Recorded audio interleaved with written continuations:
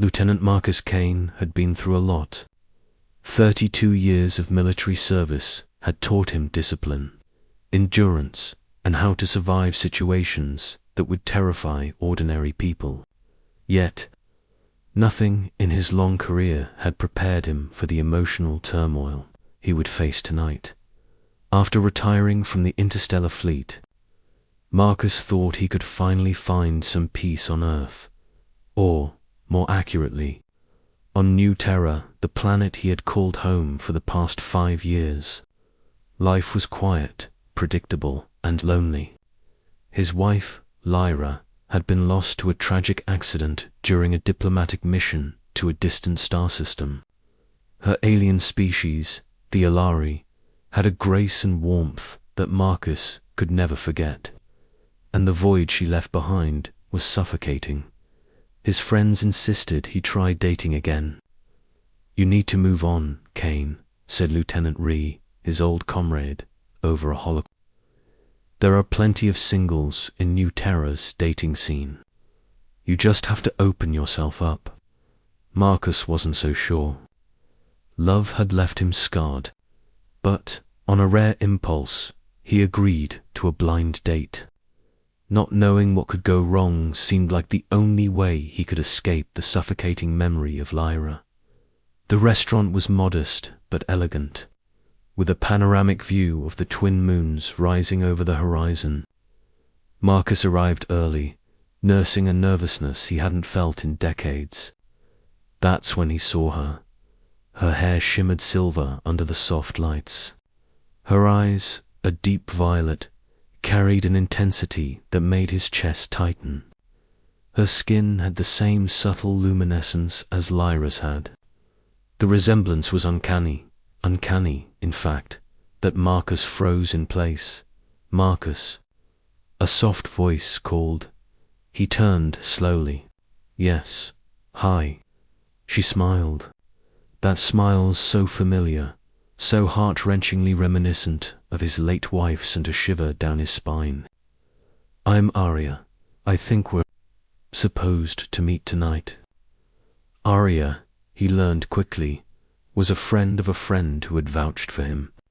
Her laugh was light, melodic, and painfully reminiscent of Lyra's. For the first 5 minutes, Marcus barely spoke, caught in a strange limbo between fascination and guilt. "How are you feeling?" she asked, her voice carefully gentle. Marcus swallowed. "A little overwhelmed you. You remind me of someone I once knew." Arya tilted her head, curious. "Oh, who?" It's complicated," he admitted, but he couldn't stop himself. "She was extraordinary, someone I loved more than life itself." Arya's eyes softened. "Sounds like you're still carrying her with you." Marcus looked down at his hands, suddenly feeling foolish. He had no idea what he expected from tonight. Maybe a distraction, maybe some semblance of normalcy, but seeing Arya, he realized that nothing could replace Lyra. And yet, there was something undeniable about Arya. She was not Lyra. Her energy was different, her presence unique. But the resemblance was a mirror that reflected both loss and curiosity. The dinner started awkwardly. Marcus was hyper-aware of every gesture, every smile, every fleeting look. Arya, for her part, seemed patient, perhaps sensing the storm brewing within him. She talked about her work as a bioengineer for interstellar transport systems, her love for old Earth literature, and her fascination with human history. Marcus listened, sometimes interjecting with a story from his fleet days. It was during Deserter, delicate Alari fruit tart, that the disaster struck. Marcus, attempting to impress Arya with a story of his last mission, gestured a bit too enthusiastically and knocked over a glass of wine. Red liquid spilled across the table, drenching Arya's sleeve. "Oh no." "I'm so sorry," Marcus blurted, jumping to his feet.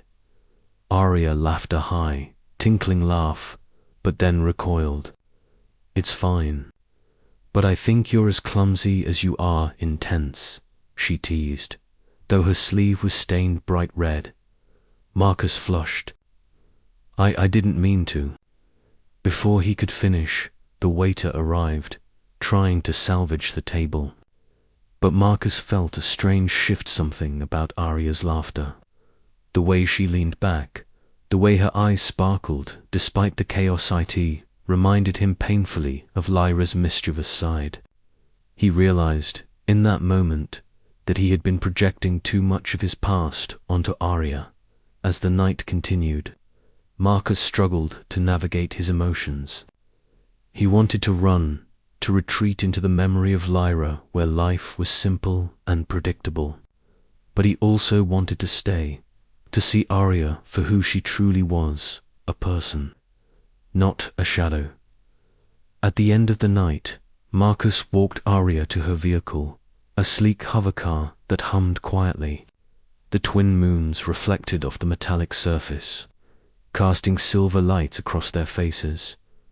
"Thank you for tonight," Arya said softly, "even if it was a bit of a disaster." Marcus chuckled, feeling a rare lightness in his chest. "It was memorable, and I'm glad I met you, truly," she smiled. "I'm glad too. And, Marcus, yes, try to let the past stay in the past. I can't replace her, but maybe I can help you remember why it was worth loving." Marcus paused, considering her words. The pain of loss would never disappear, but perhaps, just perhaps, there was room for someone new to enter his life, not as a replacement, but as a companion. As Arya drove away, Marcus realized something profound. The heart, even after enduring deep loss, was capable of hope. And while the resemblance had been jarring, it had led him to a person who was entirely her own, someone who could teach him to feel again without erasing the love he still carried. He looked at the sky, the twin moons now high above, and whispered into the night, "Thank you, Lyra, for bringing me to her." For the first time in years, Marcus smiled freely. The disaster of a blind date had turned into the beginning of something new, a chance to live, to love, and to honor both the past and the future. And in that quiet, silver-lit night, Marcus Kane understood a truth that transcended species, planets, and lifetimes: human resilience, curiosity, and the capacity to love could bridge even the vastest cosmic voids. Asterisk.